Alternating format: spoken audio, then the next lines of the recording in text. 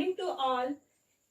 Previous video में हमने lesson start किया था 9th क्लास के लिए सजीव की संरचना, और उसमें हमने पढ़ा था कोशिका के परिचय के बारे में। कोशिका के परिचय में मैंने बताया था आपको कोशिका क्या है। आप लोगों ने सीखा होगा कोशिका की संरचनात्मक व क्रियात्मक, किसी भी सजीव की संरचनात्मक व क्रियात्मक इकाई क्या कहलाती है? कोशिका। ठीक है। इसके बाद मैंने आपको बताया था उसकी खोज किसने की, सर्वप्रथम जीवित कोशिकाओं को किसने देखा था, प्रोकैरियोटिक यूकैरियोटिक कोशिका, एक कोशिकीय जीव और बहुकोशिकीय जीव, ये सब आपने पढ़ा होगा। नेक्स्ट अब हमारा टॉपिक आता है इसके बाद कोशिका की संरचना की। कोशिका की संरचना कैसी होती है? जब मैडम इतनी देर से बात कर रही है कोशिका के बारे में, तो कोशिका दिखती कैसे है? एक बार कोशिका को नग्न आंखों से नहीं देखा जा सकता है। कोशिका की संरचना पढ़ते हैं, देखना ध्यान से। कोशिका की संरचना में कोशिका के मुख्य रूप से 3 भाग होते हैं: कोशिका झिल्ली, केंद्रक, कोशिका द्रव्य। ध्यान से देखना, ये जो आपको कोशिका का सबसे बाहरी आवरण दिखाई दे रहा है, ये क्या है? कोशिका झिल्ली। कोशिका के मध्य भाग में जो आपको एक गोलाकार संरचना दिखाई दे रही है, ये जो गोलाकार संरचना है इसे कहा जाता है केंद्रक। कोशिका झिल्ली और केंद्रक के मध्य उपस्थित तरल पदार्थ को क्या कहा जाता है? कोशिका द्रव्य। तो हम एक एक करके सभी का वर्णन करेंगे। 9th क्लास में आपके सबके बारे में थोड़ा थोड़ा डिटेल है, तो ध्यान से पढ़ना। आप कोशिका झिल्ली के बारे में सर्वप्रथम, कोशिका का सबसे बाहरी आवरण कोशिका झिल्ली कहलाता है। कोशिका का सबसे बाहरी आवरण एक सामान्य कोशिका है, जंतु कोशिका है, तो कोशिका का सबसे बाहरी आवरण कोशिका झिल्ली कहलाता है। कोशिका झिल्ली की मोटाई 75 से 105 एंगस्ट्रॉम होती है। 75 से 105 एंगस्ट्रॉम होती है, और एक एंगस्ट्रॉम बराबर होता है 10 to the power -10 मीटर, 10 की घात -10 मीटर। ठीक है। कोशिका झिल्ली अब बनी किसकी होती है? प्रोटीन और फॉस्फोलिपिड की बनी होती है। कोशिका झिल्ली प्रोटीन और फॉस्फोलिपिड की बनी होती है। कोशिका झिल्ली को, वेरी इंपॉर्टेंट पॉइंट है, ध्यान से सुनना इस पॉइंट को, कोशिका झिल्ली को चयनात्मक पारगम्य झिल्ली भी कहा जाता है। चयनात्मक पारगम्य झिल्ली भी कहा जाता है। अब इसे दिमाग में एक ही क्वेश्चन आया होगा कि मैडम ने नया नाम दिया है इसका, चयनात्मक पारगम्य झिल्ली कहा जाता है तो क्यों कहा जाता है? चयनात्मक पारगम्य झिल्ली कहा जाता है तो क्यों कहा जाता है? नाम से समझा, चयनात्मक यानी चयन करना, पारगम्य, पारगम्य यानी पार होना झिल्ली से। किससे? झिल्ली से। तो ध्यान से सुनो, इसे कोशिका झिल्ली को चयनात्मक पारगम्य झिल्ली क्यों कहा जाता है? क्योंकि कोशिका झिल्ली कोशिका में अंदर आने वाले और कोशिका से बाहर जाने वाले पदार्थों पर नियंत्रण रखती है, इसलिए कोशिका झिल्ली को चयनात्मक पारगम्य झिल्ली कहा जाता है। कोशिका झिल्ली के कार्य क्या होंगे? कार्य कोशिका को सुरक्षा प्रदान करना। देखो, ये सबसे बाहरी आवरण है जो कोशिका को क्या करेगा? सुरक्षा प्रदान करेगा। कोशिका को सुरक्षा प्रदान करना, कोशिका को क्या करना? सुरक्षा प्रदान करना। और दूसरा कार्य क्या होगा इसका? कोशिका द्रव्य और केंद्रक।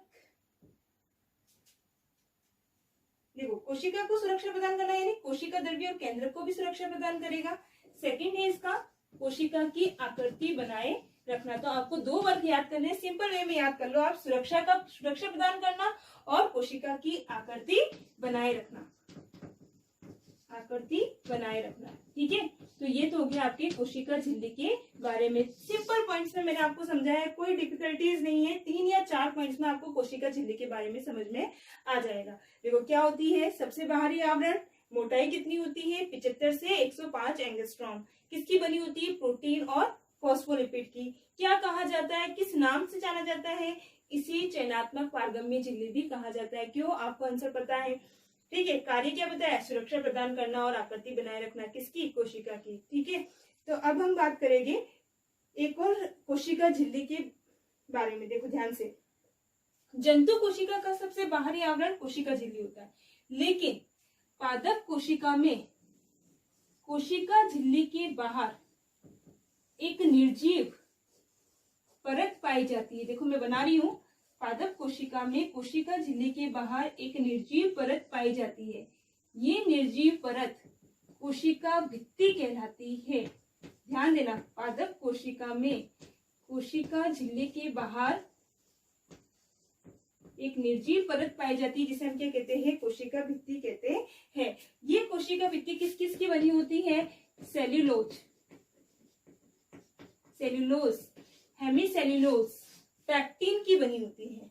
कोशिका भित्ति किसकी बनी होती है, सेल्यूलोज, हेमीसेल्यूलोज और पैक्टिन की बनी होती है। और ये एक डिफरेंस भी है किसमें, पादप कोशिका और जंतु कोशिका में। क्या जंतु कोशिका में कोशिका भित्ति नहीं पाई जाती है, जबकि पादप कोशिका में कोशिका भित्ति पाई जाती है। और ध्यान रखना, ये कैसी भित्ति होती है, निर्जीव। ये कोशिका भित्ति कैसी होती है, निर्जीव, जबकि कोशिका झिल्ली कैसी है, सजीव। नेक्स्ट हम बात करेंगे कोशिका द्रव्य के बारे में। कोशिका द्रव्य क्या होता है।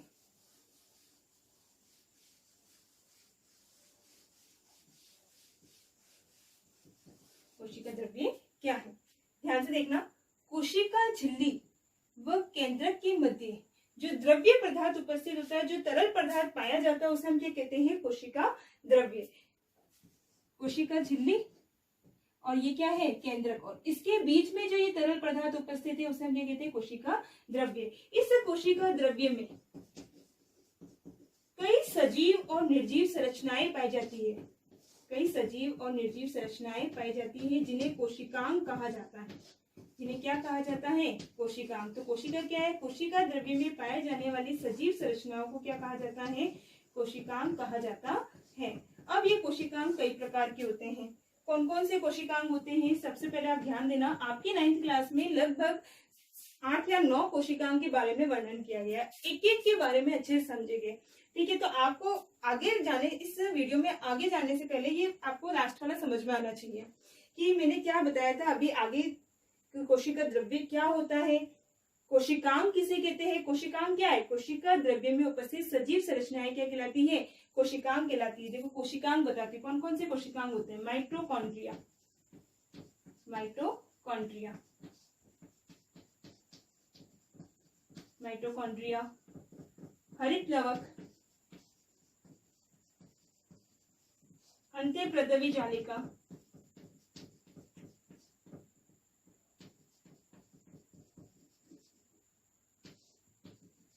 अंत्यप्रदवी जालिका, तारककाय, रिक्तिका,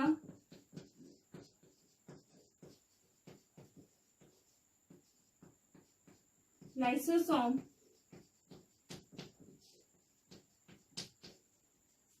रिक्तिका, lysosome, Golgi coil, ribosome, Golgi coil, ribosome.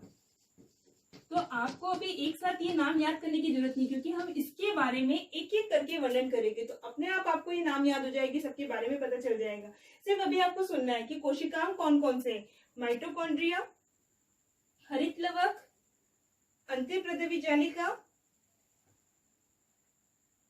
तारककाय, रिक्तिका, लाइसोसोम, राइबोसोम, गोल्जी कॉइल। तो इस प्रकार से आपके टोटल 8 कोशिकांग जो है 9th क्लास में दिए गए हैं।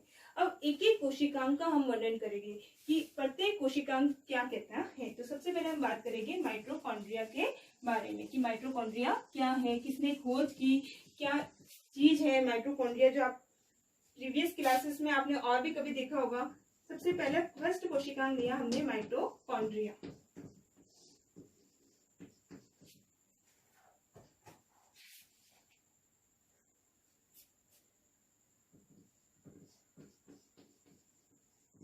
माइटोकॉन्ड्रिया, ध्यान से सुनना। माइटोकॉन्ड्रिया की देखो, मैं हर एक कोशिकांग के बारे में बताऊंगी। खोज किसने की, संरचना क्या है और कार्य क्या, मेरे ये 3 पॉइंट रहेंगे। तो सबसे पहले माइटोकॉन्ड्रिया की खोज कॉलिकर नामक वैज्ञानिक ने की। किसने की, कॉलिकर नामक वैज्ञानिक ने की। और इसे माइटोकॉन्ड्रिया किसने कहा, बेंदा ने कहा। देखो, खोज कॉलिकर ने की, नाम किसने दिया, बेंदा ने दिया। ठीक है, अब इसकी संरचना क्या है, इसकी संरचना क्या है, माइटोकॉन्ड्रिया के बारे में क्यों पढ़ रहे हैं हम। माइटोकॉन्ड्रिया को कोशिका का शक्ति गृह भी कहा जाता है। क्या कहा जाता है? कोशिका का शक्ति गृह। इंपॉर्टेंट और विशेष पॉइंट है इस माइटोकॉन्ड्रिया का। माइटोकॉन्ड्रिया को कोशिका का शक्ति गृह भी कहा जाता है। Very important. 9th क्लास के पिछले 2 सालों में ये क्वेश्चन आता है कि किस कोशिकांग को कोशिका का शक्ति गृह कहा जाता है और क्यों।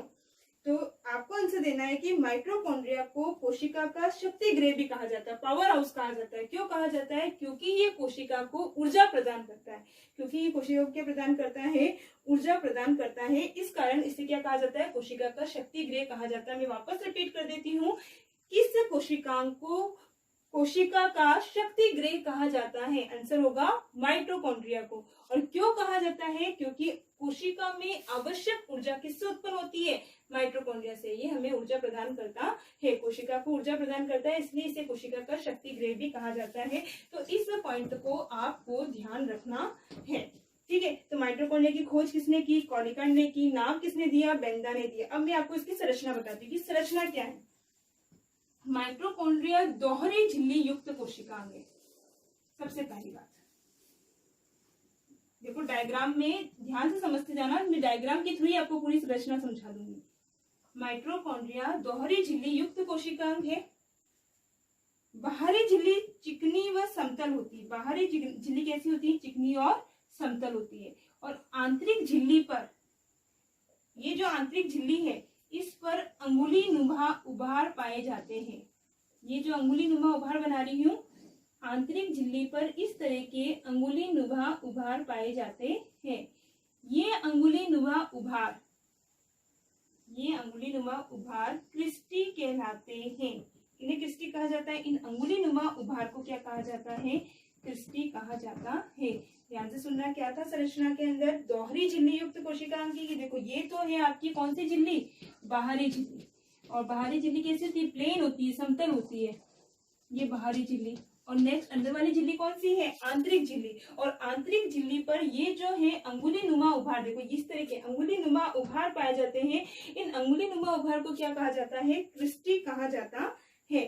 ठीक है, इस क्रिस्टी की सतह पर छोटे छोटे से असंख्य कण लगे होते हैं। इस क्रिस्टी की सतह पर क्या होते हैं? छोटे छोटे असंख्य क्या लगे रहते हैं? कण लगे रहते हैं। इन कणों को F1 कण भी कहा जाता है। क्या कहा जाता है? F1 कण या ऑक्सीसोम भी कहा जाता है। आपके 9th क्लास में इसको नाम दे रखा है ऑक्सीसोम, तो आपको ऑक्सीसोम ही ध्यान रखना है।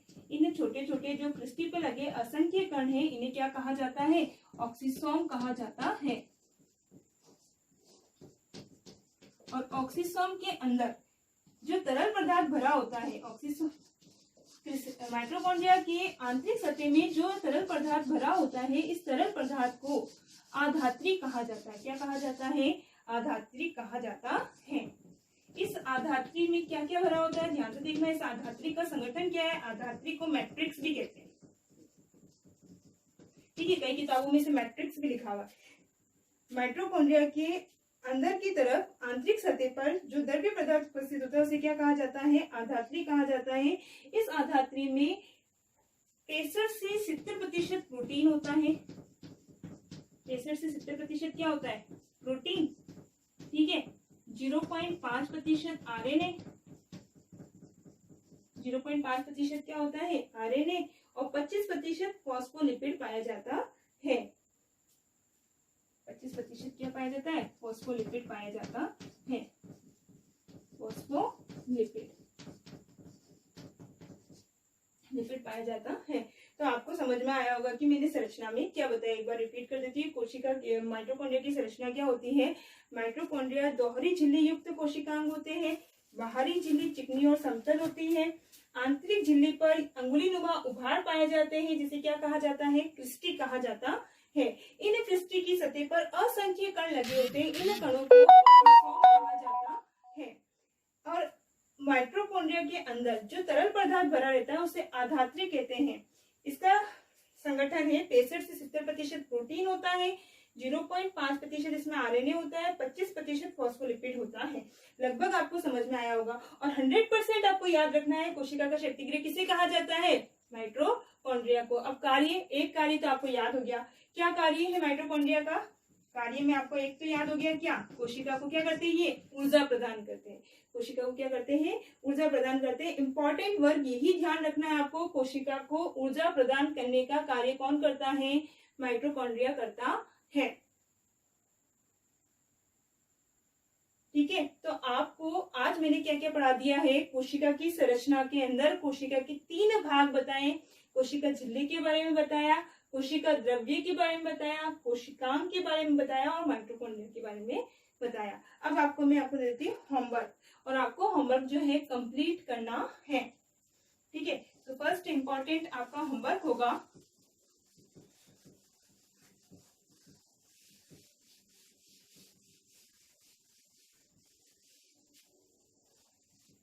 फर्स्ट क्वेश्चन होगा आपके होमवर्क का,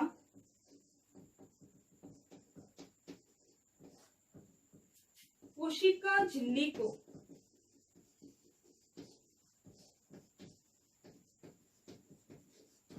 चयनात्मक पारगम्य झिल्ली क्यों कहा जाता है?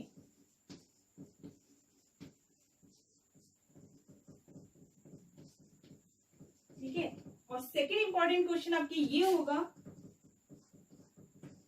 किस कोशिका के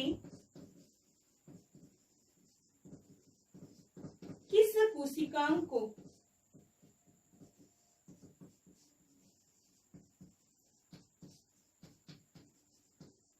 कोशिका का पावर हाउस, कोशिका का शक्ति गृह, कोशिका का शक्ति गृह कहा जाता है और क्यों? उसके साथ आपको जिस कोशिकांग को शक्ति गृह कहा जाता है उसका खोज किसने की और नाम क्या दिया वो भी लिखना है। ध्यान रखना इस चीज का। ठीक है, तो ये आपका होमवर्क है, आप कंप्लीट कर दोगे। Thanks a lot.